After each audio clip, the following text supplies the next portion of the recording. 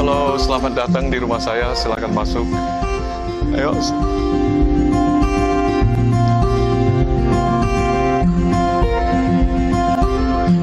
Saya udah tinggal di sini ya, ini kayak di dalam kota Jakarta ya, persis di tengah. Saya udah tinggal di sini 20 tahun, tapi ya settingnya kayak kita di alam gitu, karena memang ya bisnis saya ya alam, jadi natural.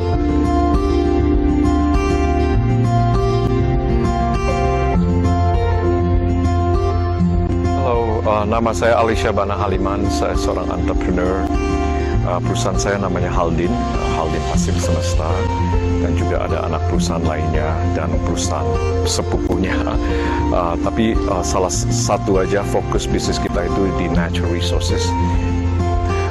Saya mulai bisnis saya waktu saya masih muda, 22 tahun di Amerika, sebagai seorang importir dari vanili Indonesia. Jadi waktu itu saya mengimport vanili dari Indonesia dan dijual ke perusahaan-perusahaan di Amerika untuk dibikinkan ekstrak segala macam.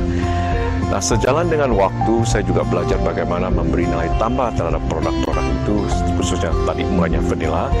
Dan dari situlah bisnis saya berkembang. Dari vanilla, kita ke teh, teh ke kopi, kita ke jahe, ke madu, ke turmeric, ke produk lainnya. Dan sekarang setelah 33 tahun saya mulai bisnis ini, dari waktu saya 22 tahun, perusahaan kita mempunyai produk aktif mungkin kira-kira 60-80 dari sekitar 200-300 produk, di mana kita menjual produk itu tuh, mengoffer produk itu ke produk konsumer baik di nasional maupun internasional. Saya senang untuk berbagi apa yang kita lakukan di perusahaan kita. Hidup saya ya berkisar antara tadi natural ingredients. Indonesia kaya sekali, kaya dengan hasil-hasil alam. Challenge kita adalah bagaimana kita mengolah bahan-bahan baku itu untuk memberi nilai tambah, sehingga juga memberi faedah value added ke stakeholder yang mengolahnya, perusahaan kita, petani kita, orang-orang kerja di kebun, vendor kita, secara satu community itu mendapatkan faedah daripada bisnis kita ini. Apa lagi?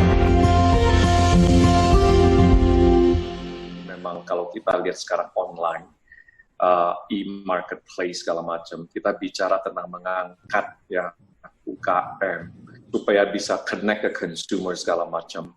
Nah, nyatanya sebenarnya yang dijual itu barang import ya. Ya, karena orang import lah yang lebih siap untuk itu. Ya. Nah, kita sering dengar siapa bapak ini kerupuk di mana melinjo di Aceh jual. Nah, kita pengen tahu jualnya berapa sih sebenarnya. Ya. Nah, kalau saya lihat ya dari segi e-commerce itu, walaupun sekarang ada e-commerce, yaitu bisa udah menghubungkan produsen dengan consumers, tapi sayangnya nanti ya kita yang dipakai sebagai market selain kita memanfaatkan peluang ini. Nah, bapak-bapak, ibu-ibu, sekali lagi perkenalkan ya, nama saya Alisha Bana Haliman. Saya entrepreneur, ya saya suka kata itu. Saya kadang-kadang suka sedikit melawan kalau orang manggilnya teknopreneur lah, pranur lah ya. Jadinya rusak kata entrepreneur. Entrepreneur itu dari kata enterprise. Jadi orang-orang seperti kita, entrepreneur, try to build an enterprise. Suatu enterprise, ya, di mana enterprise itulah yang nanti growth, ya, grow, ya, merupakan. Nah, company kita memberi nilai tambah terhadap produk-produk alam Indonesia. Saya sudah di bisnis ini 30 sekian tahun ya. Saya mulai bisnis dari 22 tahun waktu saya masih muda, drop out ke sekolah di Amerika. Jadi sekarang kita mungkin salah satu leadernya ya di bisnis ini di Indonesia, dan mungkin juga di Asia Tenggara. Ya, hanya sekilas saja bicara tentang madu misalnya.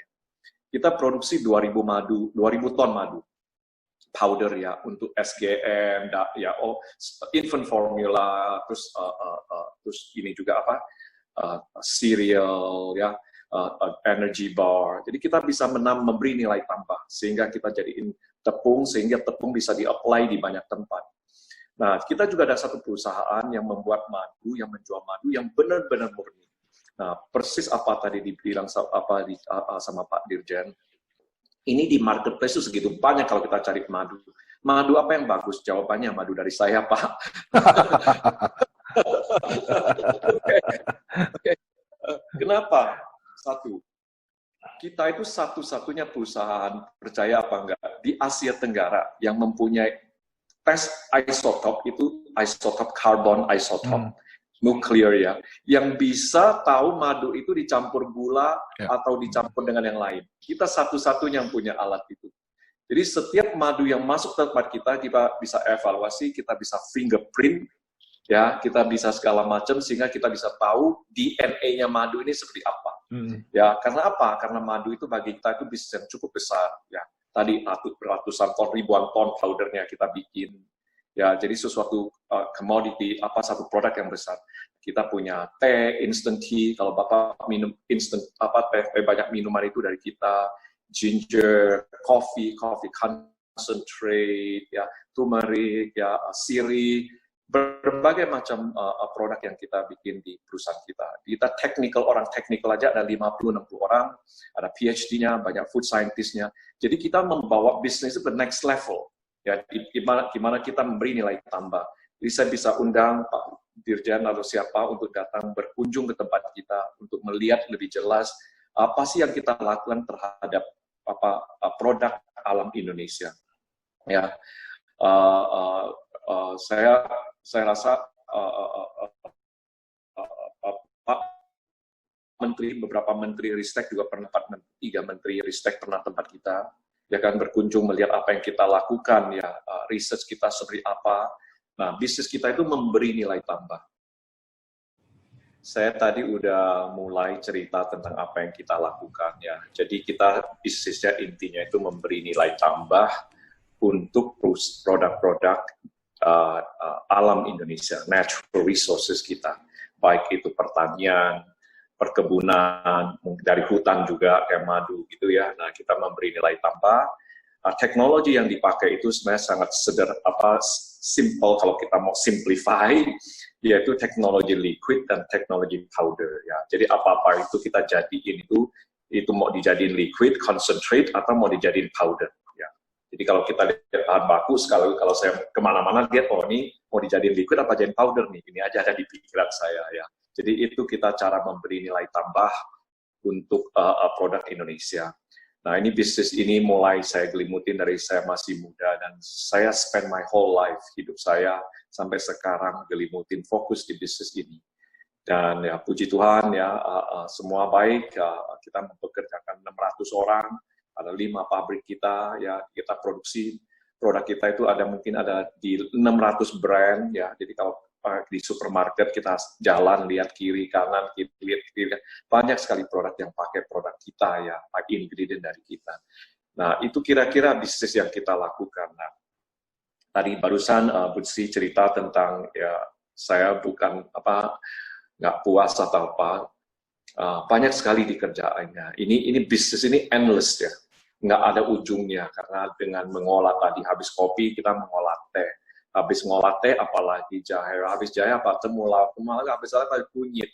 Ya, nah, challenge-nya memang ya bagaimana kita dari the whole value chain, dari supply-nya, siapa yang nanam, siapa yang nanti yang harvest, siapa yang masukin ke tempat kita, vendornya, prosesnya di mana, bentuk produknya seperti apa, inovasinya seperti apa, jualnya kepada siapa. Nah, ini satu chain, satu mata rantai yang sangat-sangat panjang. Tapi sekarang kita udah mulai simplify itu, kita menjadi pemain di banyak rantai ini, sehingga kita bisa, hari ini bisa offer kita ke customer kita bilang,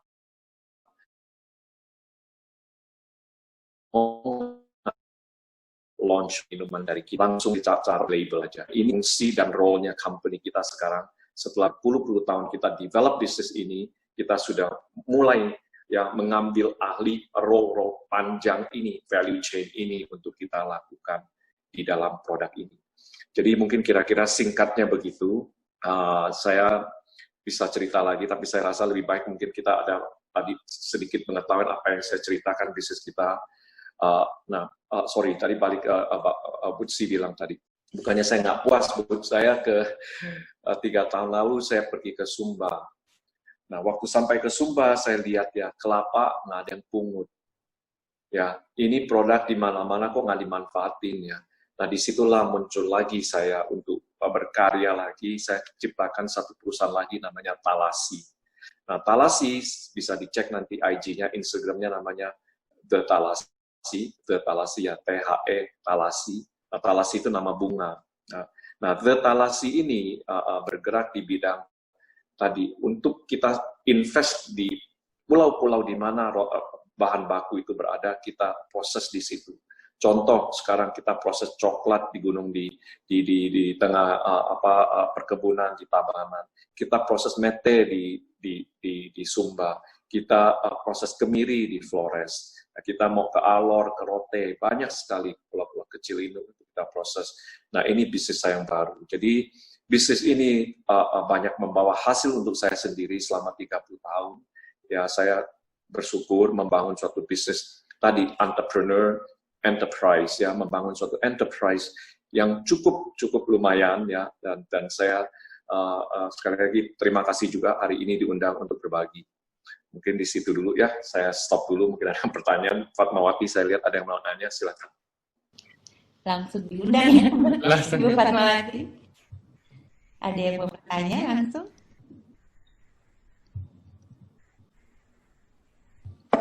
Itu ada di Adadis. Silakan. Oh iya, baik Pak Ali, senang sekali, alhamdulillah bisa ketemu. Terima kasih, saya juga tertarik dengan apa yang minimal sebagai awal ini bisa jadi inspirasi dan motivasi untuk kami ke depannya. Baik Pak, saya ingin sharing dan nanti minta pendapat Bapak. Yang pertama saya ingin menyampaikan tahun 2018 saya ke Flores Timur, kebetulan kampung halaman saya juga di sana Pak. Di mana? Sorry? Mohon saya Fatmawati Pak. Yang ngerti dari mana? Flores di mana? Maksudnya tadi? Flores Timur. Flores Timur, Li. Oke, silakan. Ya, Fatmawati dari Balai Diklat Lingkungan Hidup dan Kehutanan Kupang, Pak, NTT. Saya ingin berbagi cerita, tahun 2018 saya ke Flores Timur, Pak. Di sana ada 2 produk potensial. Yang pertama madu hutan, dan kedua jambu mente. Madu hutan, kebetulan kelompok madu hutan ini sudah masuk dalam kelompok jaringan madu hutan Indonesia. JMHI dan saya ke sana 2018 Pak, dan mereka itu 6 tahun sebelum saya ke sana atau 8 tahun sebelum saya ke sana, mereka sudah membuat turunan-turunan produk hasil dari madu hutan. Misalnya madu yang sudah diprodukkan sudah masuk kelompok JMHI dan mereka sudah untuk pemasaran sudah difasilitasi oleh Dian Niaga. Kemudian mereka juga mempunyai lilin itu mereka sudah buat sabun batangan. Kemudian mereka sudah buat pelembab dan lips balm ya, pelembab bibir, itu sudah mereka lakukan. Kendalanya itu permasalahannya itu pemasarannya yang waktu itu belum ada yang memfasilitasi sehingga mereka tidak melanjutkan itu. Jadi terpotong itu ilmunya. Kemudian yang kedua untuk kelompok jambu mente. Kita ketahui produk jambu mente yang di Flores Timur itu sudah masuk dalam pangsa internasional, sudah ke Eropa, tapi terhenti lagi ketika sertifikat bioorganiknya terhenti. Dan di samping kacang mente, produk sampingan mereka sudah pernah membuat sirup mente, dan kita ketahui sirup mente itu mempunyai kandungan vitamin C yang tinggi untuk pasca pandemi itu sangat bagus, potensial. Kemudian sisa perasan mente itu mereka bisa buat abon ataupun dodol. Hanya kendalanya tadi pangsa pasarnya yang belum ada yang memfasilitasi. Nah itu dalam kaitan ini yang ingin saya tadi tanyakan Pak, tadi mungkin kaitannya dengan yang disampaikan Pak Hilman, mungkin untuk perlu dihidupkan kembali dengan mengajak kaum milenial ataupun tadi melibatkan pihak lain sehingga ada kolaborasi sehingga membangun tata kelolanya atau kemudian mungkin storytellingnya Pak ya yang seperti disampaikan tadi. Nah, kemudian di kami juga di hutan diklat Pak, itu kami adopt di hutan diklat kami karena kami sebagai lembaga pendidikan, kami juga ingin mengembangkan itu. Yang kami sudah lakukan ilmu di Flores Timur itu kami adopsi. Jadi di sini di Pulau Timur, mente itu yang tadinya dijual gelondongan, 1 tahun kami pendampingan, kelompoknya sudah bisa menghasilkan kacang menteh dan kami jual 1 kilo itu 160. Dan untuk kedepannya boleh kita berikan kesempatan Pak Ali untuk menanggapi karena masih ada waktu dan mungkin ada peserta lainnya juga ingin bertanya. Ya, saya pikir sudah cukup banyak informasi yang bisa digunakan Pak Ali untuk menanggapi. Terima kasih. Ibu Fatmawati, mungkin yang di sini saya nggak tahu, tadi saya nggak lihat ya, ada yang di sini ada dari teman kita yang dari Talasi, Pak Reza. Di sini ada supply chain manager kita. Nah, mungkin Pak Reza nanti bisa kontak Pak Ibu Fatmawati untuk lihat potensi apa yang kita bisa kembangkan bersama.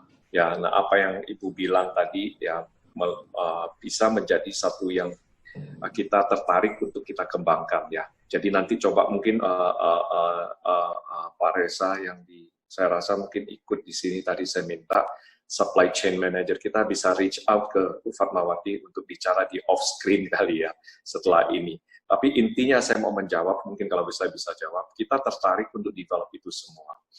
Nah, produk ini ya, produk apa, makanan, produk itu tuh nggak sesimpel kita masukin ke botol terus dijual ya. Ya, makanya kita sering lihat kenapa UKM ya, kita ngeluh produk kita, market kita. Nah, kalau kita tanya sama orang marketing, oh packagingnya kurang bagus ya. Saya lihatnya sih sebenarnya isinya yang nggak bagus ya. Kalau kita lihat tadi proses produk makanan itu nggak segampang hanya kita ambil botol ya, terus kita masukin madu yang diproduksi hutan, terus kita tutup, terus kita jual. Nah, kita perlu lihat ada nggak bakteri di situ, ada nggak kapang di situ, perlu nggak desterilisasi. Oke, terus kadar airnya gimana? Nah, kita melihat hampir semua madu yang dijual di pasaran Indonesia, kecuali saya punya, maaf. Oke, itu mengandung gula. Oke, nah mengandung gula kenapa? Karena kadang-kadang orang pakai gula secara innocent ya, secara tidak bersalah karena mereka mau mengentalkan madunya. Nah, kalau kita tambah gula di madu, berarti kan udah nggak murni lagi. Nah, cara kita mempunyai cara untuk mengeluarkan airnya, menguapkan airnya dari madu, sehingga madunya tetap masih benar-benar utuh dan murni. Nah, jadi kalau saya bisa mungkin address isunya secara jelas, itu nah, memang UKM ini kayak begitu ya, produk ini, kalau kita apalagi mau ngomong bicara masalah kita mau ini, reach out untuk ke market internasional itu nggak segampang itu juga. Karena ada kualifikasi, ada seperti tadi bilang, metenya ternyata dari bio itunya ternyata nggak masuk, dari pesticide residualnya, insecticide residualnya. Nah, apa yang saya coba lakukan, kita lakukan Talasi itu, nanti kita akan bikin lab-lab kita itu di setiap pabrik kita, di tempat-tempat itu, sehingga kita di tempat itu bisa mempunyai capability, kemampuan itu untuk memanfaatkan teknologi testing kita, laboratoriumnya di tempat. Ya, tapi tetap kita mesti ngajak kerjasama. Jadi kalau kita masuk ke tempat itu bukan untuk merebut lahannya, tapi kita sebenarnya gini, tadi kita lihat dari value chain tadi, yang nanam, kita nggak akan sampai nanam, kita nggak sampai akan piara lebah, kita nggak akan manjat pohon itu. Kita nggak bisa untuk itu. Tapi kalau untuk memberi nilai tambah, untuk proses kita bisa. Jadi role-nya kita bagi. Ya, kadang-kadang UKM itu mau naik kelas, mau role-nya bertambah atau diminta dari pemerintah punya program supaya mereka naik kelas. Tapi nggak segampang itu untuk naik kelasnya. Ya, karena tadi role tiap value chain itu berbeda. Nah, kenapa kita bisa apa yang kita lakukan sekarang? Karena kita sudah invest lebih dari 30 tahun dari di bisnis ini. Kita bisa tes ini, tes itu, tes apa aja, dan kita punya clientele, customer yang juga cukup luas di mana-mana.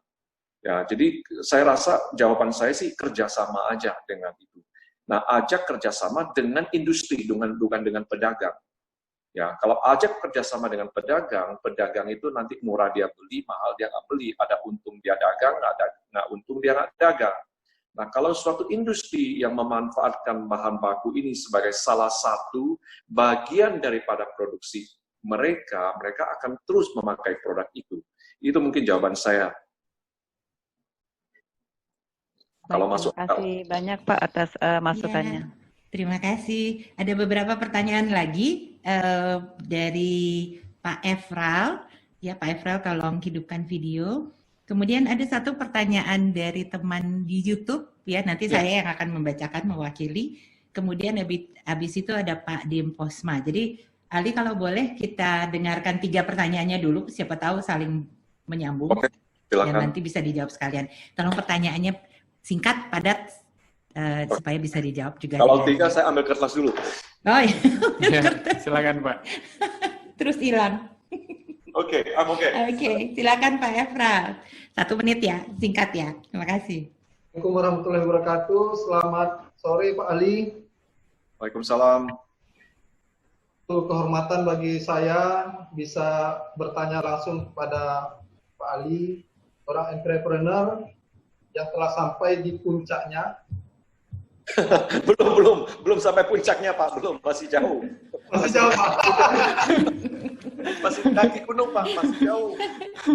Jalan masih jauh. Nah, karena Mbak Buci memberikan kesempatan hanya 1 menit, maka pertanyaan saya singkat saja Pak. Oke. Yang pertama, apakah entrepreneur itu suatu pilihan Pak? Suatu pilihan. Kemudian yang kedua,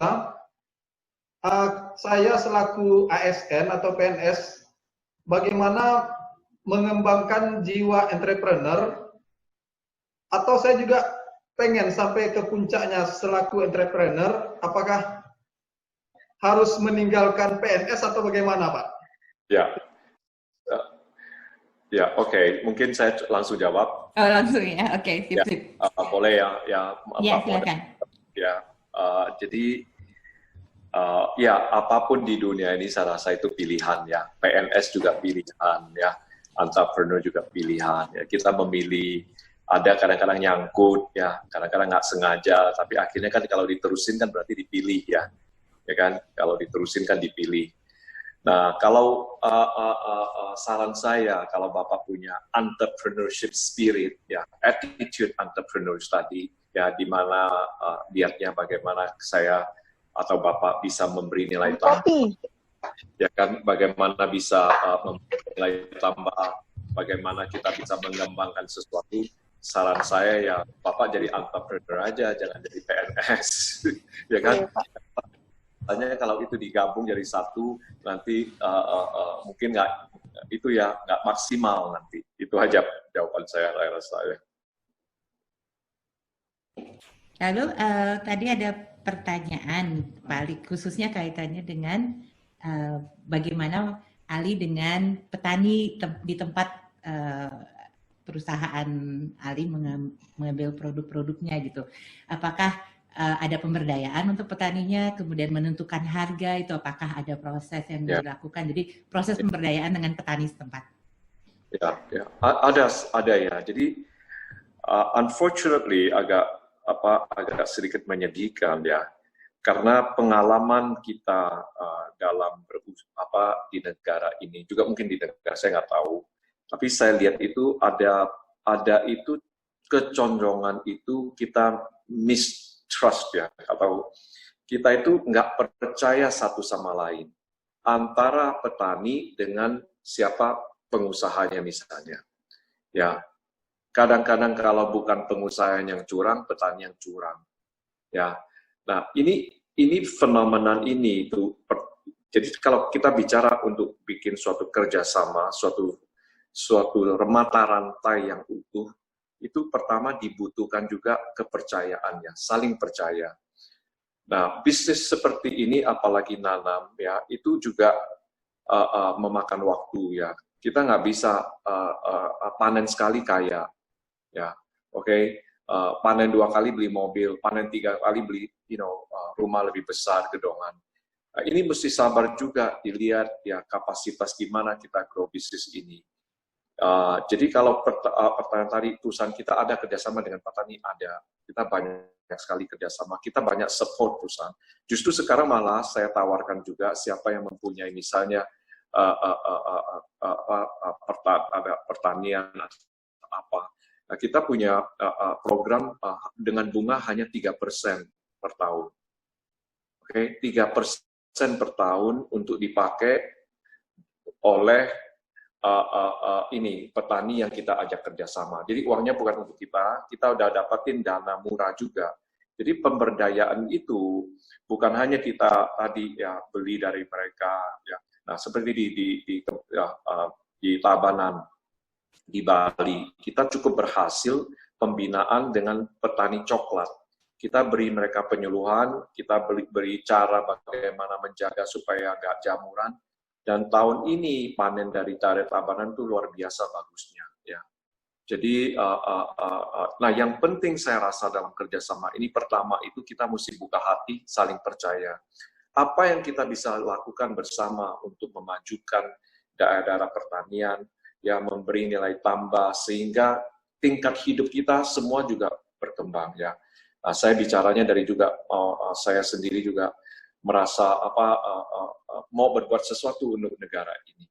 Ya, bagaimana kita menaikkan taraf hidup, tingkat hidup petani di level-level di sourcing, di origin namanya, perlu kerjasama dan perlu masing-masing mengambil bagian masing-masing. Yang kita nggak bisa, kita serahkan. Nah, kita nggak bisa untung semua, harus dibagi. Kita juga nggak bisa harus cari tadi sekali panen harus kaya ya. Jadi kerjasama ini penting, tapi tadi kerjasama ini jarang ya, sering sekali gagal. Karena kerjasama ini dulu hanya dipakai misalnya untuk dapatin dana dari bank, dari CSR. Nah, kalaupun itu benar juga kepercayaan antar dua belah pihak itu masih sangat-sangat sedikit sehingga sukses daripada kerjasama ini jarang ya. Makanya kalau kita lihat lagi, kalau akhirnya pengusaha-pengusaha buka lahan nanam sendiri, ya kan, kelapa sawit, nah mereka lakukan untuk komoditi yang besar. Tapi kalau untuk produk yang lebih ekstrim, saya rantai ini tetap mesti menggandeng petani ya untuk membuka lahan dan untuk penanamannya. Saya kira begitu, jawaban saya. Oke, terima kasih Ali. Kemudian Pak Dimposma yang sudah dari tadi menunggu. Silakan Pak Dimposma, ya singkat supaya kalau ada pertanyaan lagi bisa disambung dengan yang lain. Terima kasih Bu Buci atas kesempatannya. Saya Dimposma Sihombing dari Kementerian Desa, Pembangunan Daerah Tertinggal dan Transmigrasi. Selamat sore kepada kita peserta semua dan selamat sore kepada Pak Ali. Singkat saja Pak, mungkin karena kami dari Kementerian Desa yang dalam hal ini adalah Kementerian Kewilayahan. Dari paparan atau dari penjelasan Pak Ali tadi Pak Ali sampaikan ada 5 pabrik ya Pak Ali, mungkin mudah-mudahan lokasinya ada di desa ya, mungkin minimal bahan bakunya ada dari desa. Pertanyaan saya Pak Ali, dari sekian pabrik itu bagaimana, apakah ada kerjasama dengan BUMDes, Badan Usaha Milik Desa, baik itu secara kelembagaan ataupun yang ada yang mungkin bisa ada linier terkait dengan bahan baku, karena kami di Kopikatan 2 ini mungkin calon-calon pimpinan bagaimana seperti narasumber tadi membuat kemitraan antara lembaga-lembaga sektor, antara sektor dan kewilayahan dan dunia usaha sehingga tingkat ekonomi di desa maupun supaya meningkat dan mengurangi pengangguran di desa dan intinya menekan angka kemiskinan. Itulah suatu sebagai kami dari Kementerian Kewilayahan bagaimana kesejahteraan ekonomi di desa itu dengan mendatangkan ya seperti Pak Ali, bagaimana kerjasamanya dengan BUMDes, karena BUMDes itu mungkin sudah banyak sekarang yang sudah berhasil ya, mungkin linier ada juga bahan baku yang sesuai dengan pabrik-pabriknya Pak Ali. Bagaimana selama ini, apakah sudah ada kerjasama atau belum, atau memang belum ada, itu kami ingin mengetahui Pak Ali. Terima kasih. Terima kasih Pak Sihombing, salam kenal. Saya waktu itu pernah ya, waktu Menteri Eko, saya pernah sowan ke Menteri Eko untuk bicara tentang bantuan di desa segala macam dan bagaimana kita bisa ikut dalam program itu bantuan desa, tapi waktu itu ya nggak dilanjutkan. Nah, saya nggak begitu tahu jelas ya kita ada kerjasama nggak dengan BUMDes. Mungkin ada, tapi mungkin nggak signifikan ya. Jadi kalau saya nggak tahu, mungkin nggak signifikan.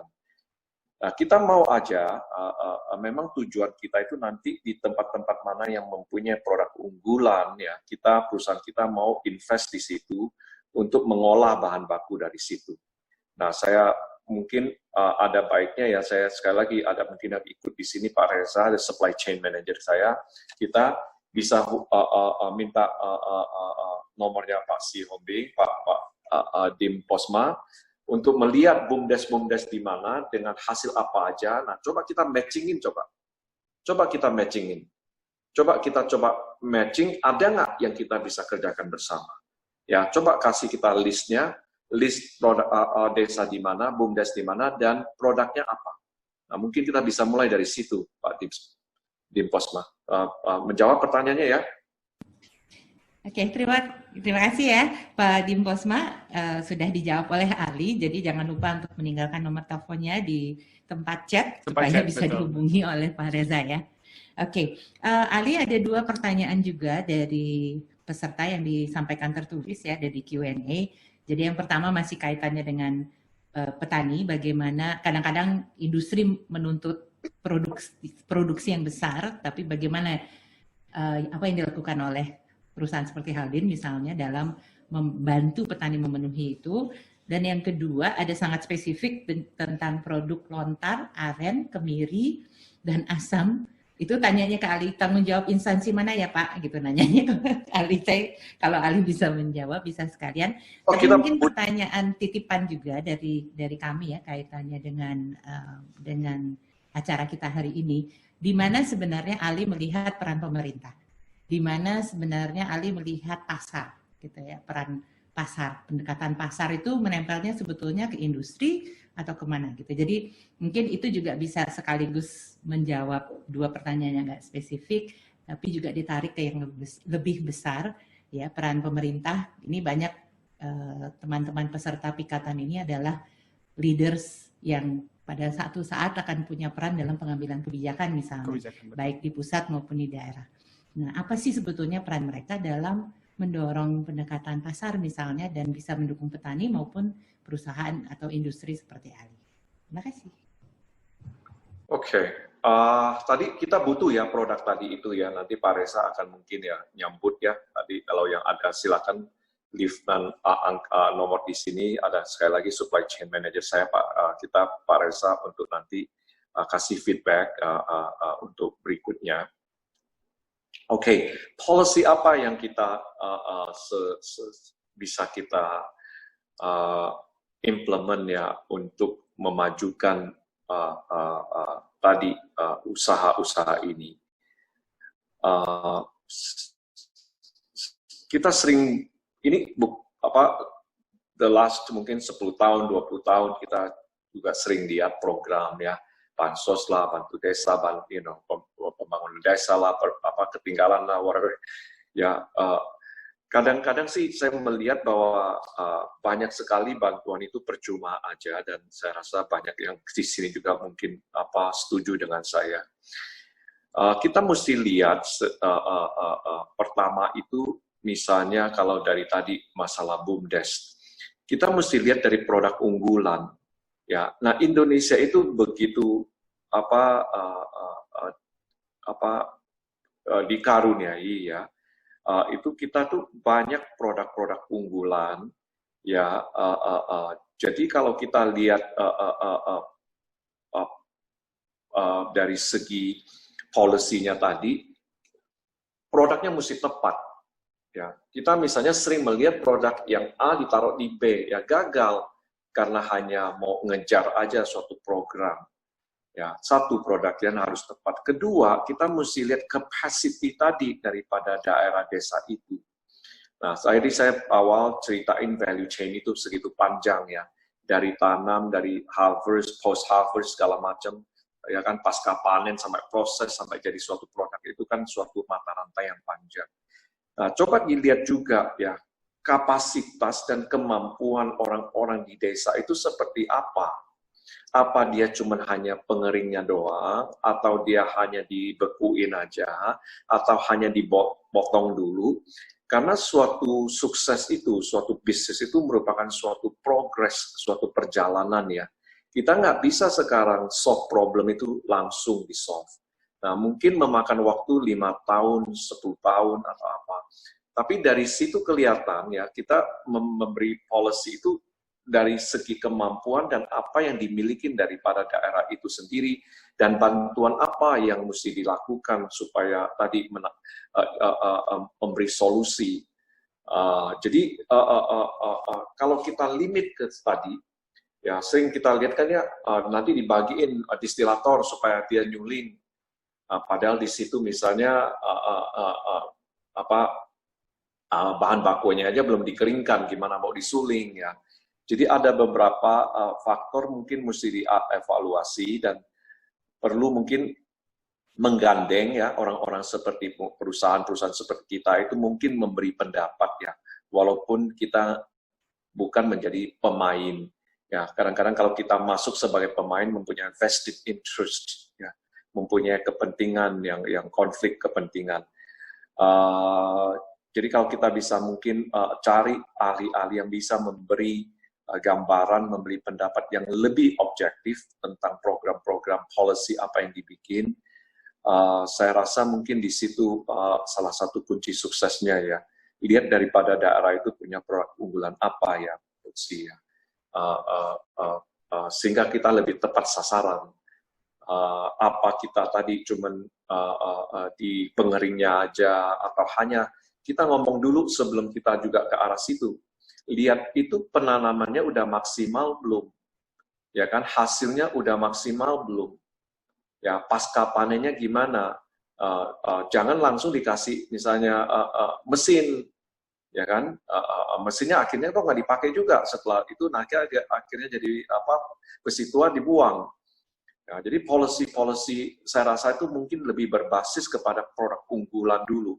Produk unggulan mana mau dikembangkan? Adanya di mana? Nah, cara pengembangannya gimana? Alur itu mungkin dibikin sehingga nanti bantuan-bantuan dikasih itu policy yang diterapkan di situ. Misalnya mau policy bahwa ini nggak boleh antar daerah lah, ini harus diproses di sini lah, memberi nilai tambah harus berdasarkan mungkin data-data yang lebih tepat aja ya saya rasa.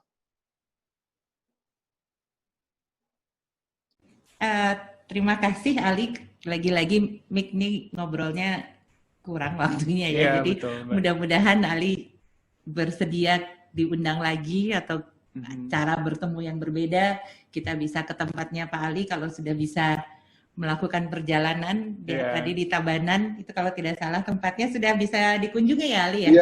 Iya, saya more than happy untuk welcome semua datang tempat kita, lihat bagaimana konsep farm to table-nya kita.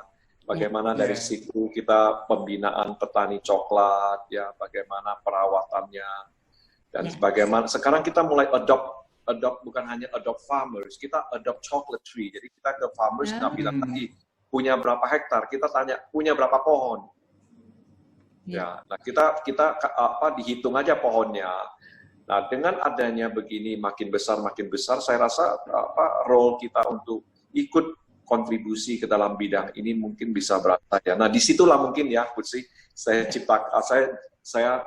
establish lagi perusahaan ini karena saya rasanya kontribusi saya belum ya. Jadi saya mau coba lagi kayak orang kalau penyanyi itu saya mau keluar lagi, saya coba 2 lagu lagi, encore lagi. Jadi nggak tepat ya Pak, tadi belum pada puncaknya ya Pak? Belum pada puncaknya. Ya, saya ditepukin tangan, masih saya turun masuk ke bawah itu saya masih pikir saya masih ada 2 lagu lagi belum dinyanyiin ya. Itu kira-kira. Jadi saya mau keluar lagi, saya mau nyanyi lagi lagu itu. Jadi, itulah yang saya lakukan untuk bisnis sekarang ini. Oke, guys. Dan kalau ada yang pingin lihat produknya yang dihasilkan Thalasi, ya bisa ke Instagramnya @Thalasi ya, untuk @thalasi. melihat ceritanya ya, yang tadi @Thalasi. Ada the-nya. Oh, @the-Thalasi. Jadi ada @the-Thalasi. Itu contoh bagaimana yang tadi disampaikan Alisa soal packagingnya, soal cerita di baliknya gitu. Bagaimana kita juga bisa belajar dari apa yang dilakukan, dan satu saat kita berharap bisa juga berkunjung, melihat langsung dan ngobrolnya langsung di lapangan. Oke, terima kasih banyak. Terima kasih.